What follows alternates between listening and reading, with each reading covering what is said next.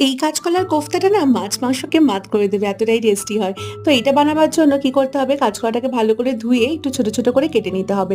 এবার দিয়ে দিতে হবে এর মধ্যে ২ টো আলু।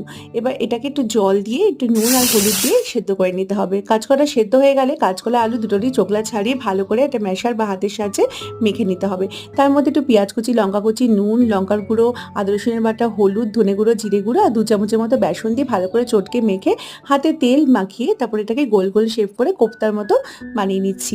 এবার সর্ষের তেলটাকে গরম করে কোফতাগুলোকে ছেড়ে দিচ্ছি। তারপরে লো ফ্লেমে এগুলোকে ভালো করে ভেজে নেব কড়া করে। তারপরে একটু সামান্য জিরে ফোড়ন দিয়ে পেঁয়াজটাকে মানে পেঁয়াজ কুচি দিয়ে পেঁয়াজটাকে ভালো করে ভেজে আদা রসুনের বাটা, লঙ্কা কুচি আর বেসিক গুঁড়ো মশলা, তার সাথে একটু নুন চিনি দিয়ে ভালো করে মশলা কষিয়ে তার মধ্যে একটুখানি চালমগজ বাটা আর ঝোলের জন্য একটু জল দিয়ে ভালো করে ফুটিয়ে তারপরে কোফতাগুলোকে দিয়ে নেড়েচেড়ে নিলেই কিন্তু রেডি।